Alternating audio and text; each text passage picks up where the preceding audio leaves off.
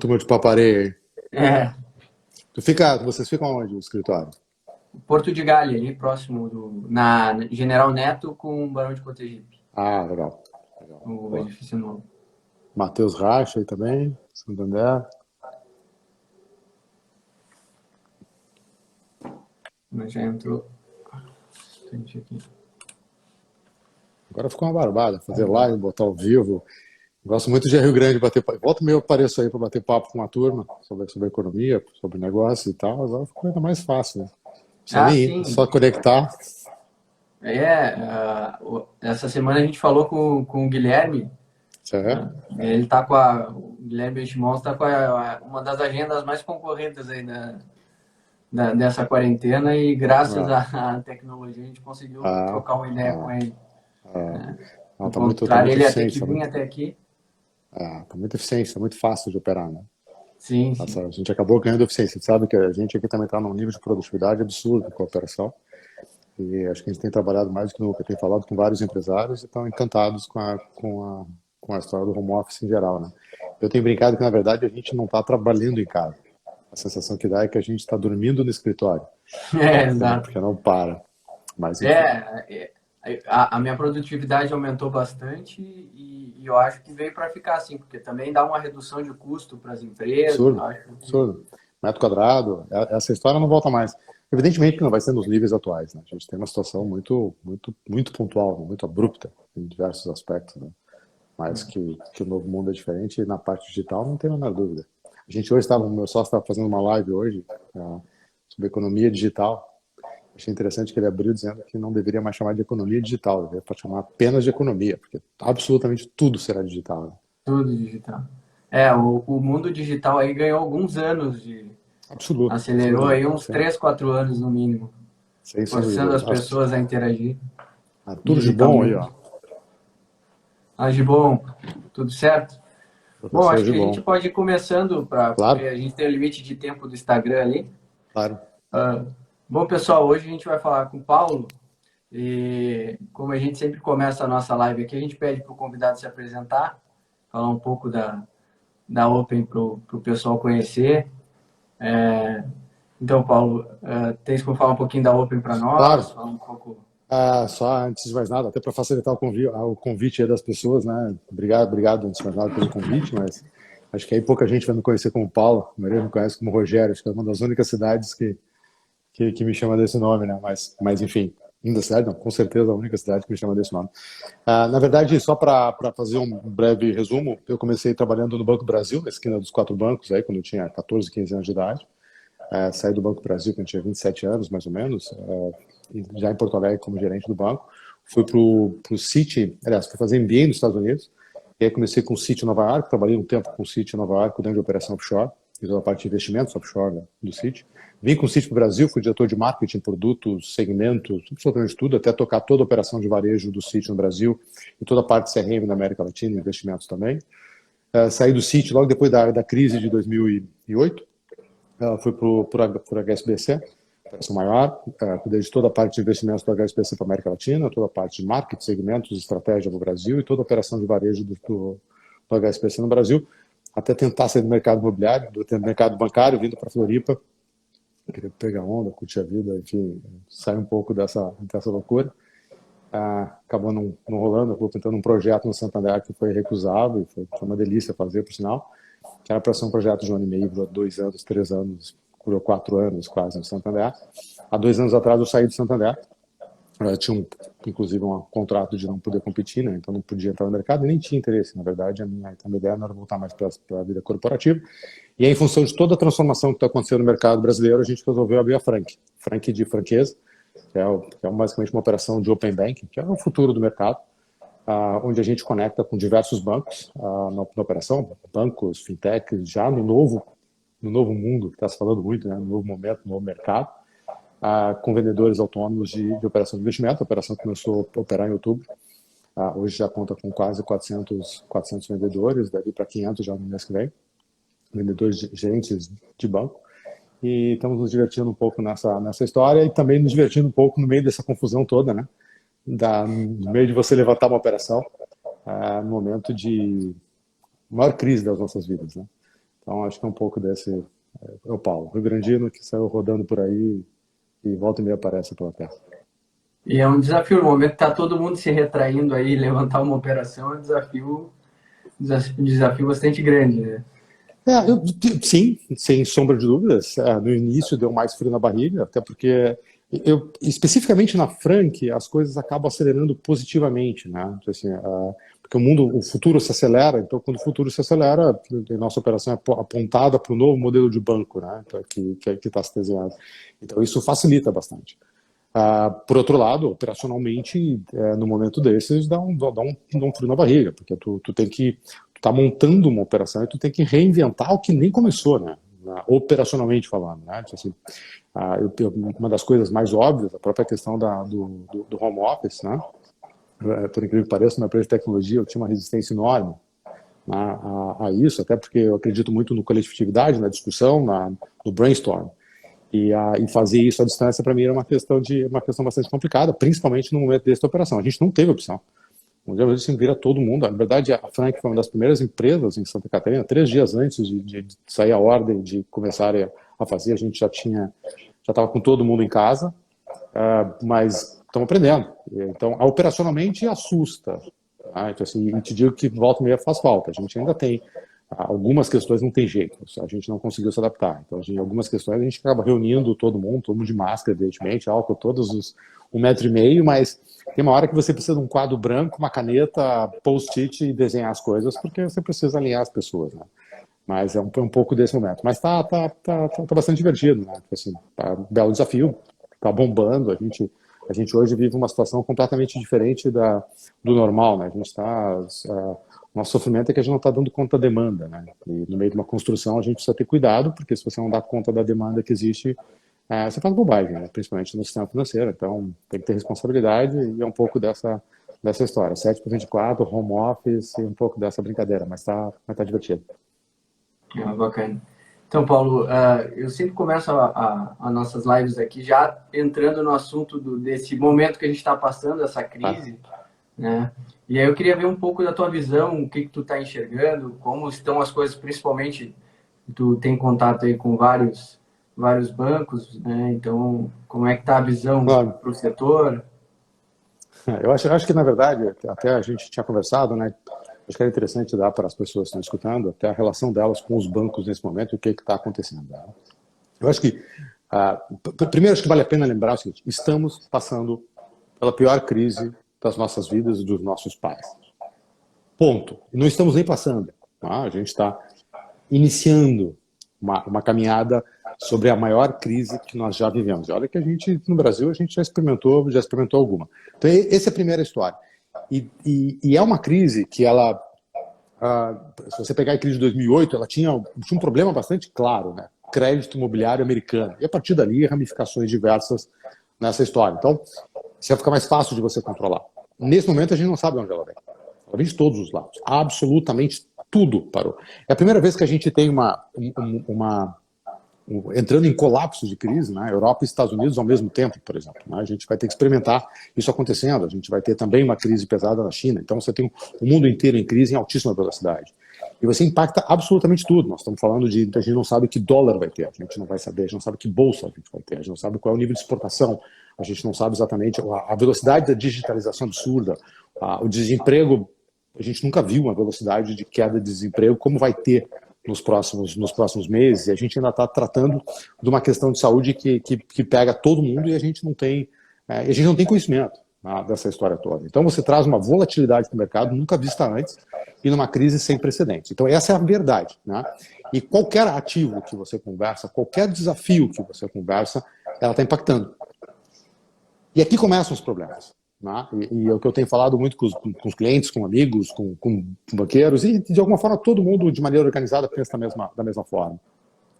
Quando você tem muitas variáveis sacudindo sobre qualquer sistema que você faça, no econômico mais ainda, no teu business, na tua vida, né? Você precisa simplificar, senão você fica louco. Como é que vai o dólar? Depende. Lembrando que o petróleo vive um movimento sem precedentes. Né? Então, além de tudo, nós ainda temos um complicômetro institucional passando pelo país pela questão política. Quando você tem 500 tiros acontecendo, com 500 variáveis, todas conectadas, é muito difícil você me fazer uma pergunta sobre uma variável só. O que vai acontecer do dólar? Depende. Eu não sei o que o presidente vai aprontar, eu não sei o que vai acontecer na guerra China-Estados Unidos, eu não sei exatamente qual é o impacto do petróleo, eu não sei exatamente o tamanho do Covid no Brasil, a gente não sabe exatamente. Quer dizer, você junta todas essas variáveis, é muita volatilidade, é muito difícil você botar essas coisas em ordem. O que é importante nessa história? Tá? E aqui eu falo, quando a gente pensa em investimentos, quando a gente pensa em tomada de crédito, quando a gente pensa em montar uma empresa, quando a gente pensa nas questões pessoais ou questões de saúde. O que a gente está separando, toda vez que você tem uma crise, pequena ou grande, e essa em especial, você tem que separar ela em 4 etapas. Isso é primordial. Existem 4 etapas, elas precisam ficar muito claras sobre qualquer processo de decisão. O normal, o antes da crise, e que vamos combinar, 40 dias atrás, né? Ou seja, o normal. O caos, que é o que a gente vive nesse momento, né? Que é o caos ou uma guerra, né? Um ambiente de guerra, em termos econômicos. O que eu chamo de pós-guerra, né? Ou seja, pós-caos, que seria um processo de reconstrução, e o novo normal. Quando você começa a separar essas 4 variáveis, você começa a ver que toda essa confusão de elementos exógenos ou não, né, eles têm situações completamente diferentes sobre cada um dos 4 elementos. E nesses 4 elementos as suas decisões são diferentes. Se eu disser para você faça tal coisa, você vai ter que fazer uma coisa nesse elemento, uma coisa nessa segunda fase e uma coisa na terceira fase. E são situações completamente diferentes. Né? E vamos lembrar que nessas 4 fases, você vem de um normal onde você tinha uma retomada de crescimento, uma confiança muito grande. Gente, bolsa batendo recorde de crescimento, juros do Brasil nunca visto igual lá embaixo, né? Então, você tinha uma retomada de confiança muito grande, isso é o que você via. De repente você entra em caos, numa velocidade nunca vista antes. Quer dizer, vamos lembrar, gente, fazem 50 dias que morreu o primeiro italiano no meio dessa história. Não é nada, a gente acha que está vivendo isso há meses, nós estamos falando disso 40, 50 dias da gente ter começado a viver isso no lado ocidental. Então, o que você vive nesse momento é um momento do caos. No momento do caos, só tem uma coisa a fazer: sobreviver. Tem oportunidade no caos? Sempre tem. Onde está gente chorando, dá para vender lenço. Mas, acima de tudo, sobrevivência. Logo depois do caos, você tem uma situação de reconstrução. Como toda pós-guerra, tem que reconstruir. Isso vai passar, a gente precisa voltar. Que seria uma terceira etapa. E depois você tem o normal. Só que esse normal é muito diferente do que a gente vivia. Quando você consegue separar essa questão sobre os 4 elementos, a gente começa a enxergar um pouco da relação que você tem no sistema financeiro ou como empresa. Uma empresa, nesse momento, ela tem que ter resiliência. Resiliência é ter cash. Você tem dinheiro. Você não tem jeito. Você junta dinheiro, reduz... Como é que você junta dinheiro? Ou você capta de algum lugar, ou você vai reduzir custo, você tem que ter dinheiro para poder sobreviver. E torcer que o caos não dure muito tempo, porque também não se aguenta, né, queimando dinheiro por muito tempo. Mas é um processo de sobrevivência. Num processo de sobrevivência, você reduz custo, você negocia com fornecedores e você bota dinheiro no bolso. Um dos maiores dramas que existe nesse momento, e aí a gente falando especificamente do sistema financeiro, é que a procura de dinheiro nunca foi tão alta. Porque todo mundo tem o faturamento desabou em muitas indústrias, uma grande maioria delas, a despesa continua e o preciso de cash, ou até para ficar numa situação mais segura nessa posição. Então, a necessidade de dinheiro aumentou e não tem dinheiro. Você sabe, banco hoje não empresta. Você não tem. Você sabe, pode falar o que quiser, está empossando. O Banco Central dá liquidez e está empossando. E não tem alternativa. Tecnicamente falando, o banco está numa situação, todas as fintechs, que tecnicamente ele não pode emprestar. Porque ele fica com risco. Ele está com um problema. Eu acho que ele primeiro tem que salvar a empresa dele. Senão ele quebra. E na hora de salvar a empresa dele, ele está fazendo a mesma coisa. Ele está basicamente garantindo cash. E se ele emprestar cash hoje com alto risco, cara, essa coisa estoura. Então é natural nesse momento você ter um processo de falta de crédito significativa. E isso bate um desespero. Isso precisa ser resolvido. E você vai no banco hoje, que você consegue fazer prazo. E a gente consegue fazer prazo porque a taxa de juros é baixa. Porque quem viveu lá com as taxas de juros de 30%, 40% ou 10% ao mês, não dá para negociar prazo. Hoje em dia dá. Então, na verdade, o que o banco faz é negociar prazo, até porque não tem opção. Então, o que você consegue em banco hoje é renegociar. E importante, tem que ganhar prazo. Mesmo que não precise, peça prazo. 3 meses, 4 meses, fica com dinheiro no bolso, o juros está baixo. fica com dinheiro no bolso, garante a resiliência, não pago, não pago. Ganhe prazo em crédito com banco. Dinheiro novo, banco, não dizer banco nenhum, né? Assim, algumas indústrias, se você é farmácia, tem dinheiro, se você é supermercado, tem dinheiro, mas pontual. Na grande maioria da população não tem crédito. Então, essa é a grande realidade. E você tinha uma oferta de crédito absurda. Então, você tem um processo atual de caos, uma necessidade que você tem como empresa ou como indivíduo de sobreviver, e cash é uma das maneiras de fazer isso, e o fornecedor de crédito não está disponível, e não vai estar disponível. Ponto. Né? O que existe na questão de crédito nesse momento são alternativas com crédito com garantia. Né? Você pode trabalhar, por exemplo, com home equity, que é crédito com garantia de imóveis, por exemplo. Né? É uma alternativa, porque o cara que vai te emprestar, não pode ter um imóvel, vou emprestar porque eu tenho uma garantia sobre essa operação. Mas esse é basicamente o contexto atual. Então, contexto atual, sobrevivência, sobre qualquer assunto. Eu tô trabalhando, tem oportunidade na bolsa? Claro que tem. Tem que saber se você pode se dar o luxo de arriscar, porque tem volatilidade. A pergunta não é qual produto comprar, é como você está. Né? Se é o dinheiro da sua vida, se você não pode perder, você não vai se aventurar a ganhar. Agora, se você está a fim de ganhar, tem uma grande oportunidade nesse momento. Mas, de repente, é você. Esse é um momento de caos.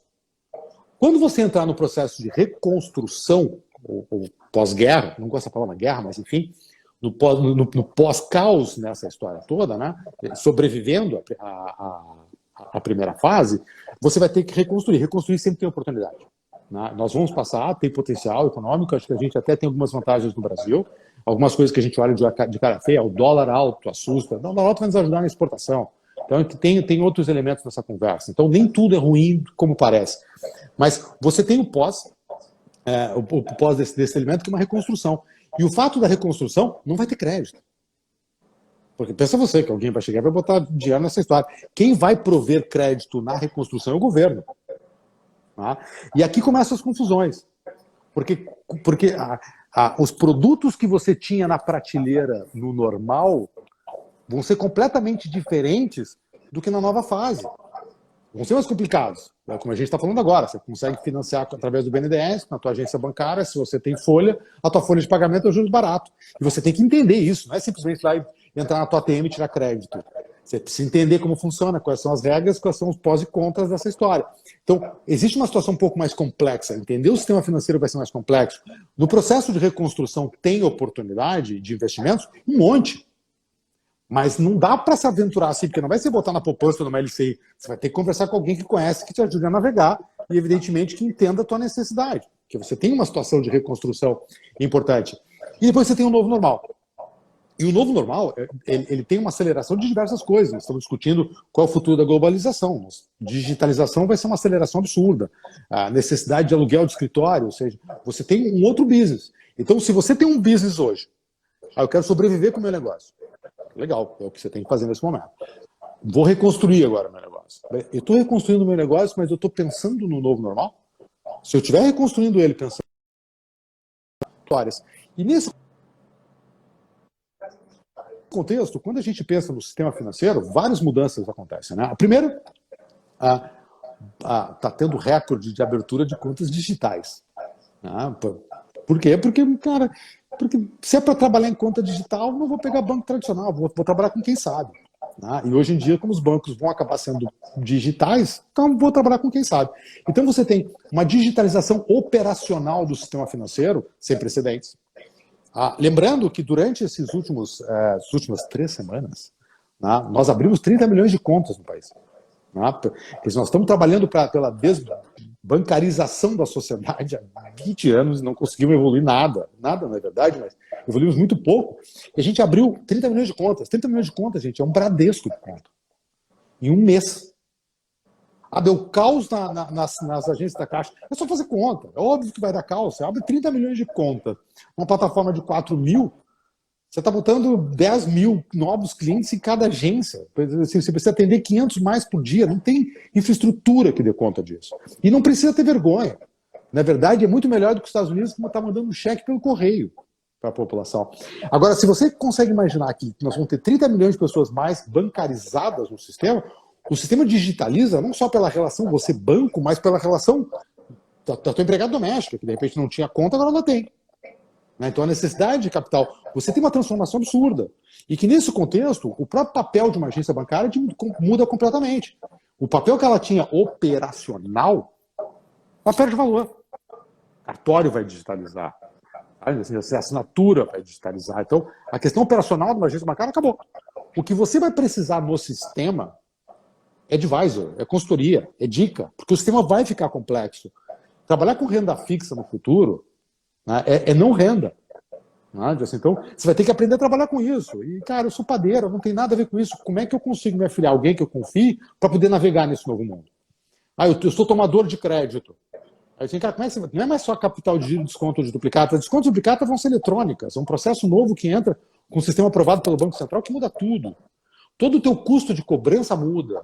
Né? Assim, porque, além dessa transformação toda, a gente tem a entrada das fintechs, Open Bank sendo regularizado em 2021, que é excelente para a população. Só para vocês terem uma ideia, em termos de Open Bank, significa que no dia que você quiser tomar crédito, hoje você vai no teu banco, fala com o teu gerente do banco, tem crédito, não tem crédito, custa tanto. Acabou. É simples. Não necessariamente é bom, mas é simples. O processo do Open Bank não vai ser simples, vai ser muito bom. Porque você vai entrar num sistema e você vai dizer assim, quero tomar tanto de crédito. E vai entrar 50 players bidando, ou seja, leiloando para poder te oferecer crédito. Você vai conseguir mais crédito muito mais barato. Né? Como acontece em investimentos. Você vai para o teu banco, você só tem o produto do teu banco. Com o gerente do teu banco dizendo qual é o melhor produto do banco dele. Né? Nesse contexto. Quando você vai para um processo de arquitetura aberta, como o exemplo da XP, você abre todos os leques. Então, você assim, não interessa quem é o fornecedor, vamos escolher o melhor produto. É mais simples? Evidente que não é. É muito mais opção. Não, é mais simples. Então, o que acontece nesse contexto, de novo, separando nos 4, guerra, sobrevivência. Essa é a regra de hoje. Se você garantir a sobrevivência, você pensa em outra coisa. Primeiro, sobreviver em todos os aspectos, né? Inclusive aspecto humano, saúde, basicamente. No reconstrução, reconstruir. Você se organizar e entender o que você vai reconstruir, porque você pode reconstruir uma coisa que já não existe mais. Né? E no novo normal, falar. Porque o mais importante que vai ter na próxima fase é falar. Falar para entender o que está acontecendo com a indústria, falar o que está acontecendo no sistema financeiro, falar o que está acontecendo na questão tributária, falar o que acontece nas relações trabalhistas. Tem uma avalanche de informações para serem revistas dentro dessa história toda. Então, ter esses 4 elementos bastante consolidados é muito importante. E, evidentemente, on top dessa conversa toda, a gente tem uma aceleração do sistema financeiro em termos de evolução. E o consumidor que não conseguir navegar no meio desse assunto, vai botar dinheiro fora. Acelerei demais, muita informação, mas não, a gente vai ter um avanço forte aí na área digital e as pessoas vão precisar mais do que nunca de uma assessoria para navegar nesse mundo novo. Né? Sem dúvida. E eu costumo dizer, se você pegar, pensando já no novo, né? Pensando no sistema financeiro e pensando no Open Banking como característica, é por isso que a Frank, por isso que a XP, que de alguma forma tem características relativamente parecidas nessa história. O que acontece é o seguinte, é que nem quando você chega num restaurante. Cara, a situação do mercado antigo, eu chego num restaurante e o que tem? Quando o cara abre lá tem 2 opções. Arroz, feijão com carne, arroz, feijão com peixe. Cara, você não tem muita opção, mas você não pode negar que a decisão é muito simples. Quero peixe, quero carne. É fácil de tomar a decisão. Você não tem opção, uma escolha, e ficou fácil. Quando você entra para um processo de Open Banking, né, o número de opções vai ser absurdo. É um absurdo. Então, assim, de opções em termos de seguros de investimento, mas incomparavelmente mais eficiente do que hoje, que já está disponível no mercado. A XP é um exemplo desse, a Guide, enfim, todos as outras corretoras, já está disponível no mercado, tanto com crédito, fintechs, meio de pagamento. A quantidade de opções muito mais eficiente do que se toma hoje é um absurdo. Você vai conseguir trabalhar muito breve, a nível de custos financeiros, do que se roda na Europa, sabe? Assim, nos Estados Unidos, mas em muito breve, desde que você saiba navegar. Porque é mais ou menos quando você chega num restaurante em outro contexto, que o garçom chega para você e te larga um cardápio desse tamanho com todas as opções. É uma maravilha, você pode comer o que você quiser. Aí você vira o cardápio, daqui a pouco você cansa, olha pro garçom e diz assim, cara, o que tu recomenda? Né? Então, excesso de opções não necessariamente é poder de escolha. Porque se eu não sei o que escolher, eu já voltei a estaca zero. Então, você conseguir conversar com advisor XP, advisor da Frank, advisor da Guide, ou seja, conversar com o teu contador, ou seja, vai ser muito importante você absorver informação, porque a velocidade é muito grande. E quanto mais tempo você levar para entender um novo sistema do financeiro, é dinheiro que tu vai botar a perder, e muita quantidade, porque as oportunidades são muito grandes. Né? Falando um pouco dessa parte de crédito, uma pergunta que a gente faz para praticamente todos os gestores que passaram aqui na nossa live é em relação ao risco de crédito. Todo mundo correndo para pegar dinheiro, aumenta bastante a chance de risco de crédito. Como tu enxerga aí que a gente está próximo hoje? Total. Não, o colapso não. A gente tem um sistema muito robusto, tá? O sistema bancário nacional é espetacular. E lembrando, talvez tenha sido a única crise que a gente viveu nos últimos anos que não foi culpa dos bancos, né? Então, assim, ao contrário, tem um papel até positivo. Goste ou não goste, tecnicamente, eles são muito robustos e eles seguram o sistema. Agora, as carteiras de crédito hoje em dia, assim, tecnicamente falando, inclusive tem uma live minha com o Vitor Leola, que era head de risco do Citi para o Brasil e depois para a HSBC para a América Latina, um dos caras que mais conhece crédito. A gente tem uma live específica sobre esse assunto de crédito. Não tem jeito. Não tem como emprestar. E não tem como emprestar sobre dois elementos. Tá? O primeiro deles é que o sistema de analytics dos bancos para emprestar está cego. Cego com uma parte de exagero meu. Tá? Você tem o sistema de score, por exemplo, né, score de crédito, que é uma análise bastante ampla, e que eles entraram em loop. Porque, de novo, você mexeu em muita variável. Você pega um restaurante que vinha rodando, que é um cara um bom pagador, paga tudo em dia, investidor, tudo funcionando, não sei o quê, de repente mudou tudo. Não adianta olhar o passado. Não é uma questão dele ser um bom ou mau pagador, ele só não consegue pagar. E o banco não sabe disso, então ele não empresta. Porque perda de crédito detona absolutamente todos os resultados. Então, na verdade, quando você está com dinheiro na mão para emprestar, não vai muito longe. A gente está falando de banco, mas as FDICs que estavam fazendo, que é um monte de empreendedores, digamos assim, botando dinheiro no mercado, todo mundo recolheu. Porque assim, todo mundo não. Sabe? E a gente conversou com alguns parceiros nossos, inclusive, que no início ainda ficaram, não, a gente vai mais um pouco, assim, ter 4, 5 dias para se dar conta que não tem. Não tem como, você está operando um cego. E inadimplência no Brasil já é um absurdo. Só para você ter uma ideia, da receita de spreads de banco, metade vira perda de crédito numa situação normal.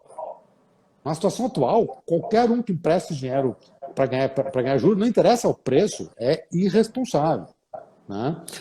Tem algumas operações, a gente tem uma parceira chamada Will, que trabalha com antecipação de recebível, com um processo de altíssima inteligência, que ela consegue fechar a cadeia e talvez ali ela consiga navegar. Algumas indústrias muito específicas, alguma história, mas no final das contas, esses números são irrelevantes. O que você faz hoje é troca de papel.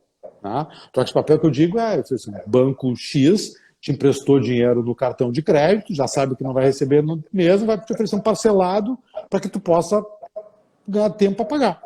Ou seja, é troca de papel. Agora, crédito privado, nesse momento, só com garantia. Crédito e garantia de verdade. Tecnicamente falando, não vai rolar. Não adianta o Banco Central botar liquidez. O problema não é de liquidez. O mercado tem liquidez, tem robustez, mas tecnicamente falando, não vai conseguir emprestar. Então, se alguém aí está contando em pegar dinheiro emprestado para banco, a crédito clean, ou seja, sem garantia, naquilo que estava acostumado a fazer, antecipação de recebíveis, duplicatas, por exemplo, né? O capital de giro, nos próximos meses, está contando com isso, é bom achar um plano B.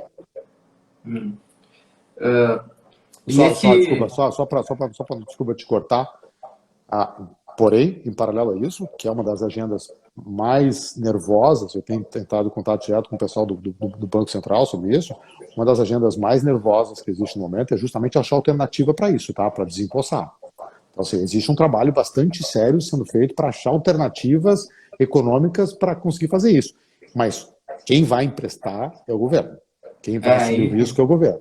Essa era a minha pergunta, se já estava tendo uma movimentação do Banco Central para fazer chegar direto Sim, tirando dos sim. intermediários. O problema é que você tem dois problemas nessa conversa, né? Eu participei dos projetos de discussão com o Banco Central, em função do meu conhecimento de distribuição e tal. A gente trabalhou quase um final de semana inteiro discutindo alternativas de distribuição, que é o grande gargalo, quer dizer, que é um dos gargalos no momento, né? Então, assim, o grande gargalo é a falta de dinheiro mesmo, é o funding, né? Então, assim, e não é o funding, é o risco. Dinheiro tem. Né? O investidor não tem problema de botar dinheiro em crédito, você não quer ficar com esse risco todo.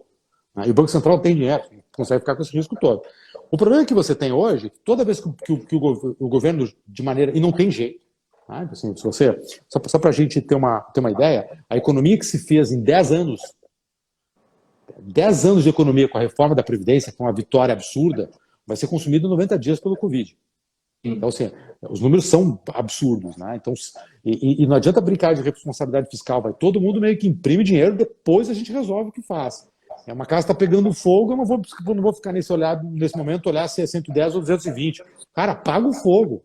E depois a gente vê o que faz. E é essa a mentalidade. Tá? Então, só que tem que ter limites. Aí, cada vez que o governo acha uma maneira, estrutura um processo para botar isso, os deputados vão lá e recolhem aquele dinheiro para outros fins.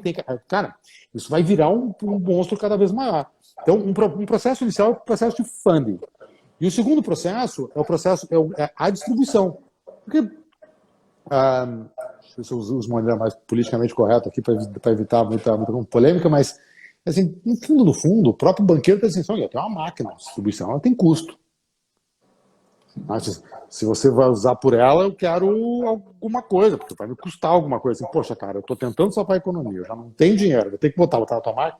As fintechs estão tentando ajudar para fazer os processos, mas aí operacionalmente fica um pouco mais complexo, porque tu tem mais, nessa hora, operacionalmente falando, é legal trabalhar com 5 bancos. Bota 5 bancos ali, já bota o processo, acerta o processo, vai. Mas eles estão empossando porque eles não conseguiram acertar questões técnicas. Então, hoje, tem um dilema no Banco Central, né, no Ministério da Economia, como é que faz o dinheiro chegar operacionalmente falando. E aí tem N alternativas, e eu tive um final de semana inteiro de trabalho, faz 3 semanas atrás, estava todo mundo com urgência, depois eu fiquei afastado do processo, mas assim, essa é a situação mais grave, isso precisa ser resolvido imediatamente. Uma economia como a nossa, sem crédito, cada dia que passa é um absurdo, você deve estar vendo aí vários lugares fechando, não tem, nossos empresários não têm gordura para queimar. Assim, 30 dias é um absurdo. Então, resolver o problema de crédito é a grande. Do Ministério da Economia hoje é disparadamente a prioridade 1. Mas ele passa por distribuição através de fintech, distribuição através de bancos e achar alternativas inteligentes, mas quem vai emprestar dinheiro é o governo. E deixa eu só voltar mais um pedaço nessa história. O empresário vai precisar desse dinheiro. Esse dinheiro barato, longo prazo. Assim, esse que não, vai ser quase dado, nunca é dado, né? Mas é quase isso. Tá? Então, assim, é um dinheiro muito bom. Só que para você entender, você vai ter que estudar. Porque ele vai entrar na fintech tal, com a regra tal, com o processo tal, com os impactos tais. Né? Tipo, o cara já está lá tentando entender a vida dele, toda a transformação, transformou o restaurante de delivery, agora ainda tem um monte de regra. Então, nesse momento, advisors, achar pessoas de confiança é muito importante. Ontem, inclusive, acho que foi ontem, 2 dias atrás, a gente fez uma live com o Corrado, que era o presidente do HSBC, que a gente justamente estava chamando os bancários para essa responsabilidade. Assim, cara, está na hora do bancário pegar o conhecimento que ele tem e disponibilizar para a população, porque a população está precisando entender o que faz. Tá? Bancário, ex-bancário, bancário aposentado, quem tiver, vamos ajudar o mercadinho da esquina a saber como é que vai navegar, porque a solução nos próximos 3 meses vai ter, não tem jeito, mas ela não vai ser simples, e não vai ser da maneira que era. E para ele entender é complicado. Então, advisor, crédito, advisor, investimento, advisor. Todo empresário ou tem que entender esse sistema financeiro mais do que nunca agora, ou precisa encostar em alguém que entende. Porque tomar crédito nesse momento sem entender pode piorar ainda mais a situação do cara. Não tem a menor.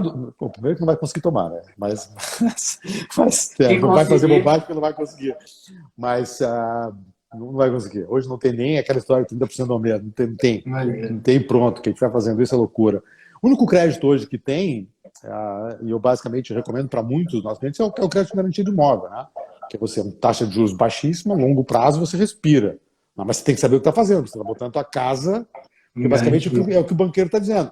Cara, liquidez eu tenho, eu não quero risco, mas tu botar a tua casa, tu tem certeza que tu vai pagar, então beleza. vai embora. Então, quem quer botar a casa é a maneira de conseguir juros para casa, carro, né? Ou seja, garantia real, tem operação para isso. Não é bacana. Tem umas perguntas aqui, até avisar o pessoal, quem está perguntando no comentário, pergunta na caixa aqui, onde tem o ponto de interrogação, que fica mais fácil de acessar. Todo mundo comenta, a gente acaba perdendo um pouco as perguntas. Aqui, ó, o Eduardo. A pergunta do Eduardo é boa. Os bancos tradicionais irão adquirir mais fintechs? Vão. Todas que puderem. Todas que funcionarem. Vão. Sem sombra de dúvida. Estão fazendo isso, não vão parar de fazer. Tem ganho de eficiência, né? Geralmente são mais ágeis, mas os legados de banco são muito caros, né, nas transformações. Eu me lembro que uma das coisas que mais me fascinou no mundo de Open Bank, no mundo de fintech especificamente, né? O Eduardo está fazendo a pergunta, ele foi até nosso advogado aqui na Frank por um período. Na verdade, as fintechs, quando começaram, dentro de todo esse processo, são muito mais ágeis, né? Uma das coisas que mais me fascinou quando eu entrei nesse mundo, que quando eu sentava com fintech, eu falei assim, quanto é que vai custar e quanto tempo você vai levar para botar esse sistema no ar?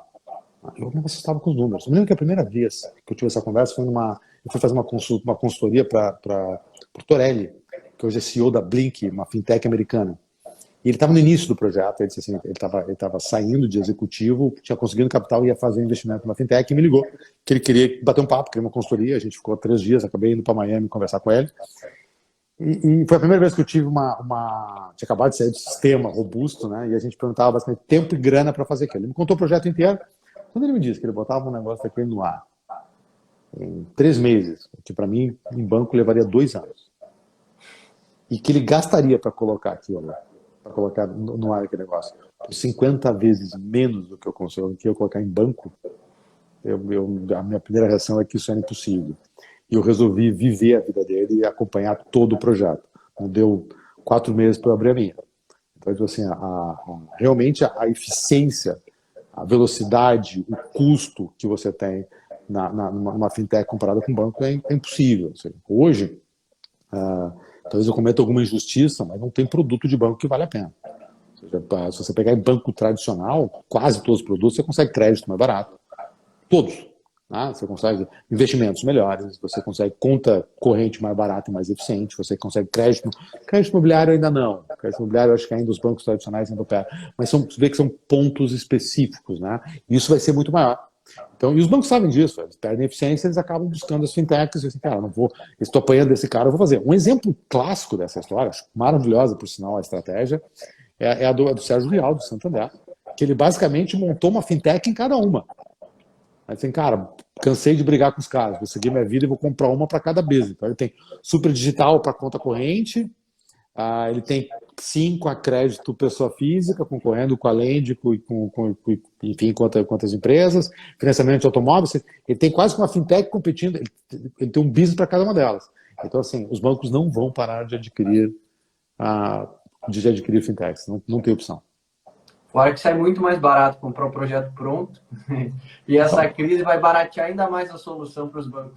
Sem dúvida, sem dúvida. O preço das fintechs tende a cair em função dessa história, isso é fato. E vou te dizer, não é nem se eu estou cometendo, não vou cometer uma gafe aqui, conhecendo muito bem o sistema. Não é uma questão de sair mais barato só, tá? Não consegue fazer. Sim. Não consegue entregar. Aqui a gente tem outra pergunta. A pergunta do Tanaka aqui é: os bancos vai manter alto. O problema do custo de crédito tem muito pouco a ver com a Selic. Esquece. Não é a Selic o problema. 3, 5, 7%, cara, vai cobrar um cheque especial a 12% ao mês. Não era o 0,1 ou meio que fazia a diferença. O custo de crédito no Brasil, ele tem muito mais a ver com a inadimplência. Só para voltar, gente. O spread bancário, metade fica perda de crédito. Então, assim, olha o absurdo. Se o banco toma 3 e empresta 30, ele ganhou 27, não ganhou 27. Metade foi para pagar a inadimplência do que aconteceu. Primeiro elemento, né? Então, esse é um pedaço da conversa. O outro pedaço, você tem que pagar custo de distribuição, As agências no Brasil são caríssimas, isso não existe. E são caríssimas porque foram montadas desse jeito, ou seja, muito operacional. Tá? Além das questões de risco, qualquer agência pequena tem 3 seguranças, custa dinheiro. Mas na Europa não precisa disso. Né? Então, quando você joga o custo de crédito, você está pagando questões trabalhistas, que são altas no Brasil, e principalmente bancário, né? Porque os juízes, porque é banco, paga geral, então você tem custo trabalhista, você tem custo de distribuição, você tem custo de inadimplência. O 3 da Selic, ou 6 da Selic, é nada nessa conversa. Não é ela que define o custo de crédito no Brasil. O que vai fazer reduzir o custo de crédito no Brasil não vão ser os bancos, vai ser a competição. Porque quando você entra com Open Banking, você entra com... Hoje você entra no teu banco, é ele ou nada, não tem opção.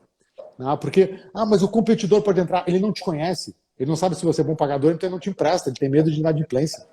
Com o Open Banking, você vai chegar para 50 fintechs e vai dizer o seguinte, pode lá olhar o score de crédito que eu tenho no meu banco. E aí o cara não vai ter custo para score de crédito, ele vai ter segurança para emprestar, ele não vai ter o custo da agência, ele não vai ter o guarda, ele não vai ter nada daquilo, ele vai te emprestar próximo ao 3. E esse é o grande desespero que os bancos vivem. Porque como é que eles desmontam esse legado?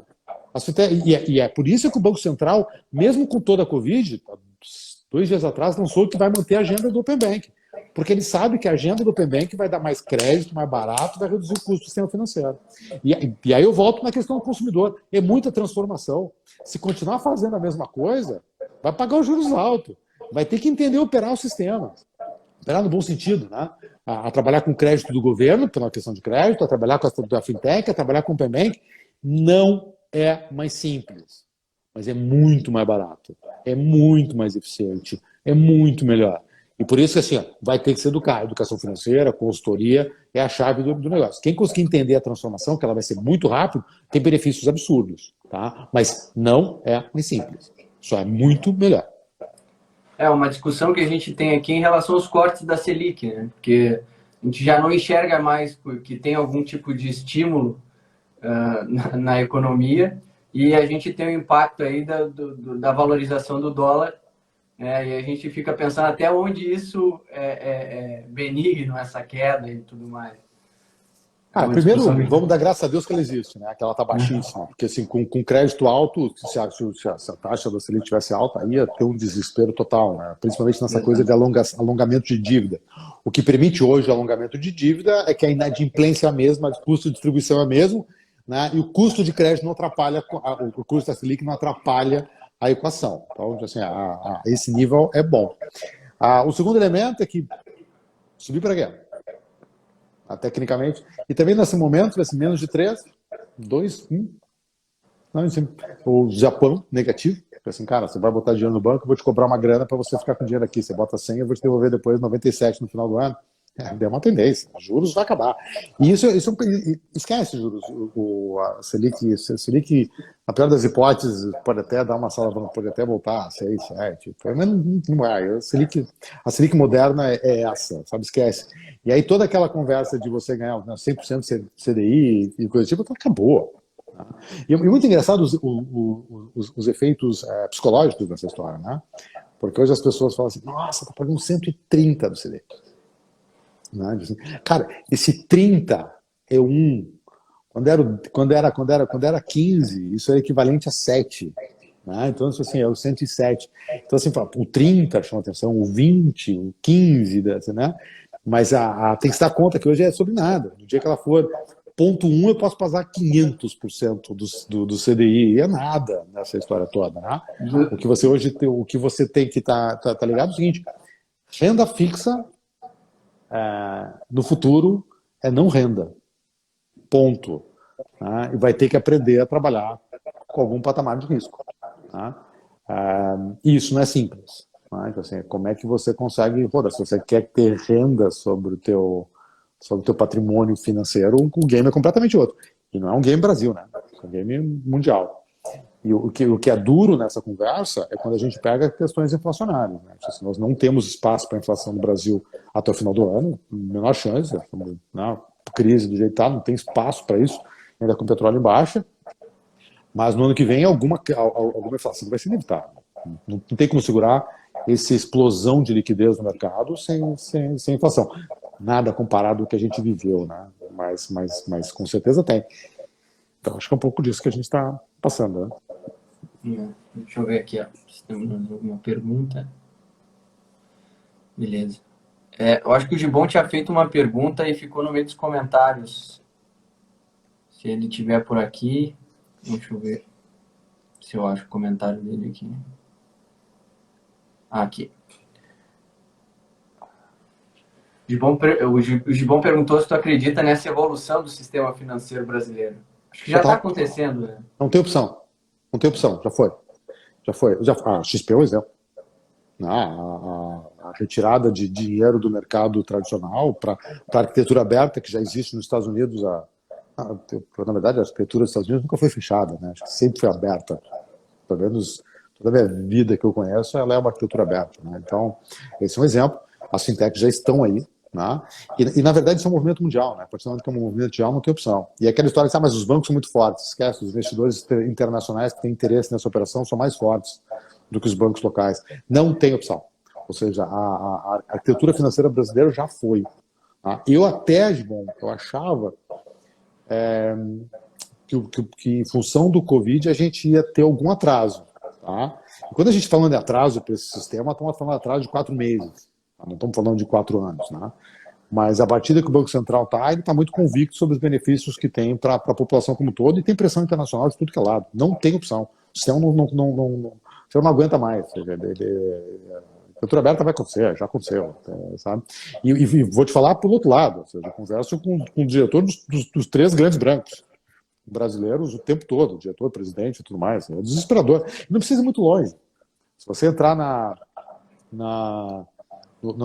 de resultados do Itaú, não o último, mas o anterior a esse último de 40%, mas o anterior a esse, antes do corona, o próprio Setúbal, no pitch dele, deixa bastante claro que é uma movimentação absurda no sistema, a gente vai apanhar de tudo quanto é lado, a gente não sabe de onde vem o tiro, e isso nos incomoda todo dia.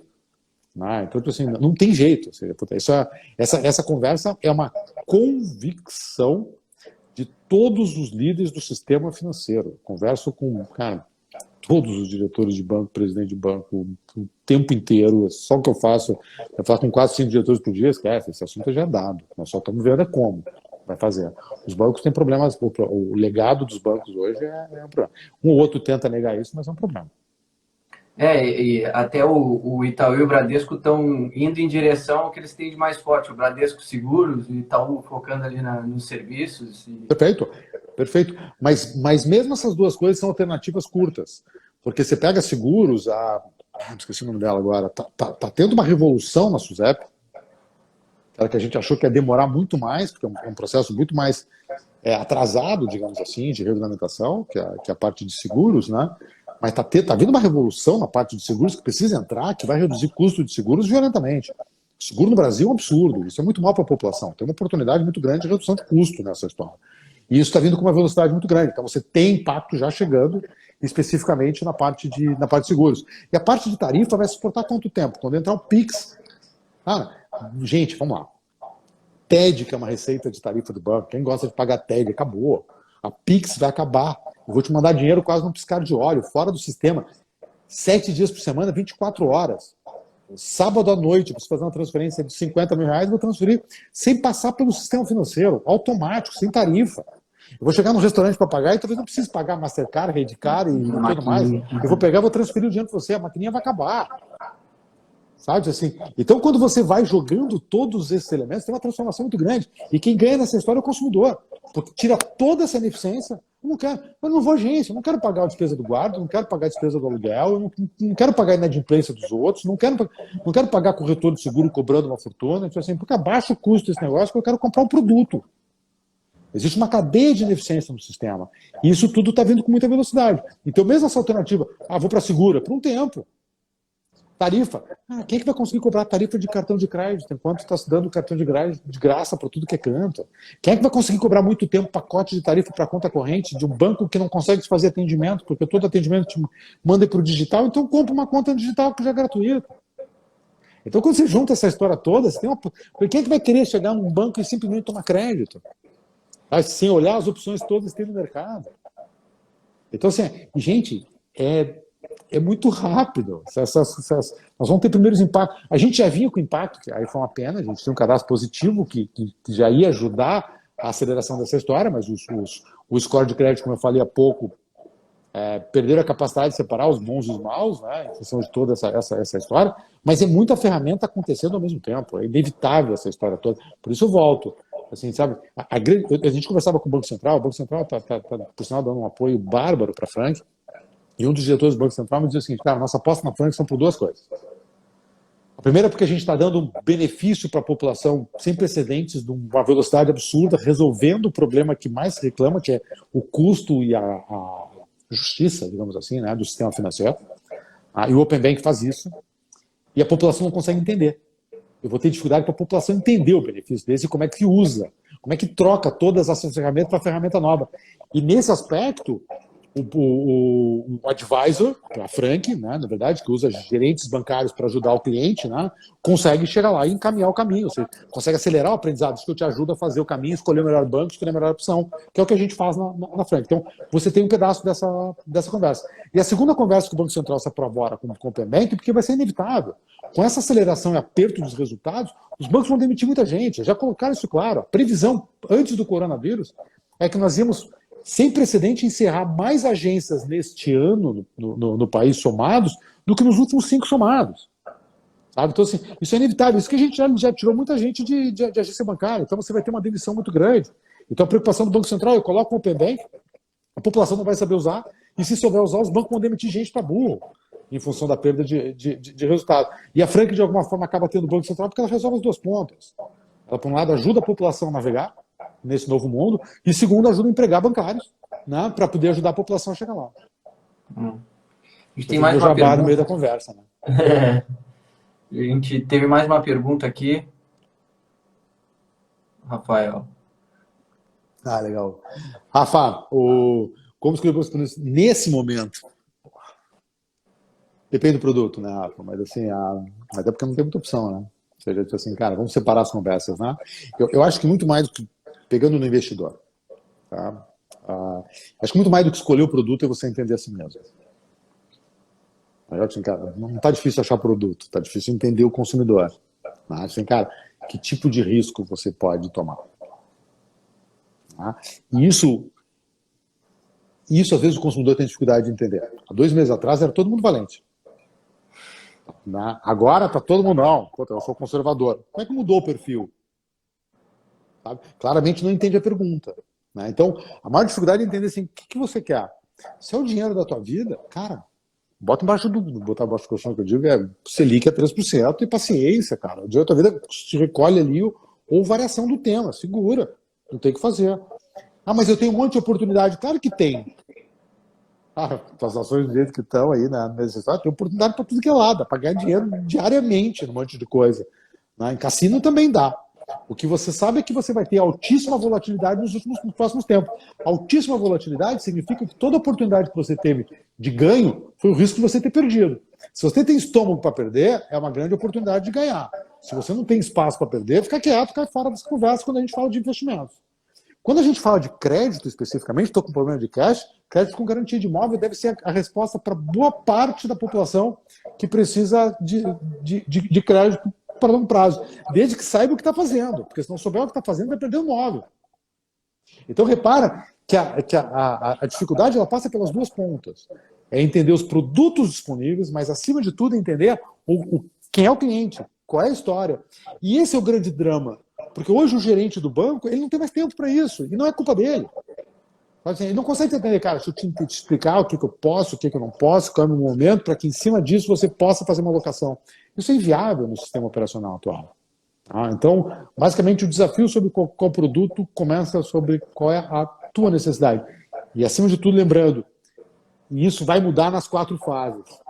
Qual é a tua necessidade no momento guerra, qual é o teu momento, e isso que você montou de estratégia muda no momento reconstrução, e isso muda no momento do novo cenário. E que a gente espera que isso seja o mais curto possível. Pelo menos é uma torcida. Beleza, Paulo. A gente tem mais 2 minutinhos ali. A gente sempre deixa esse espaço final mandar uma mensagem. Está todo mundo preocupado, seja com a economia ou com a saúde. E é uma mensagem positiva sempre ajuda a acalentar o pessoal. Eu acho assim, antes de mais nada, vai passar. Não tem jeito. Né? Acho que a gente diferencia, diferente do resto do mundo, com o pânico todo, o brasileiro tem duas características que são espetaculares. Né? Uma delas é a criatividade. Então o resto é saber a velocidade que a gente botou máscara em todo mundo aí, foi dando o seu jeito e fez a coisa acontecer, sem precisar, né? A própria história SUS, infraestrutura e todas essas conversas, né? E a outra é que a gente não se assusta mais para a crise, né? O resto está tudo em pânico dentro de casa. A gente está acostumado a viver crise. Então, esta é a maior crise que a gente já viveu. Mas a gente já teve vários extremos. Então, bem ou mal, a gente sabe dar o nosso passo. Evidentemente, vamos torcer, né, para que o governo pare de atrapalhar ainda mais todo esse cenário, né? Então, assim, toda essa ineficiência. Né? Mas, acima de tudo, gente, tem oportunidade. Agora, tem que ter disciplina. Né? Assim, momento de sobrevivência, saúde financeira e de saúde pessoal. Né? Segundo momento de reconstrução, e tem trabalho, e todo mundo tem que trabalhar, não tem muita conversa, baixar a cabeça e trabalhar, e vamos pensar qual é o próximo passo. O mundo futuro vai ser melhor, eu não tenho a menor dúvida, mas nós vamos pagar o preço dela. Essa revolução aí vai forçar também o brasileiro a se educar financeiramente, conhecer mais. Vai ser bom. A gente vai sair melhor do que entrou, com certeza. Mas, a gente vai ganhar eficiência, vai reduzir custo, tem vários benefícios, mas a passada é dura. Não dá para fugir disso. Bom, pessoal, quero agradecer.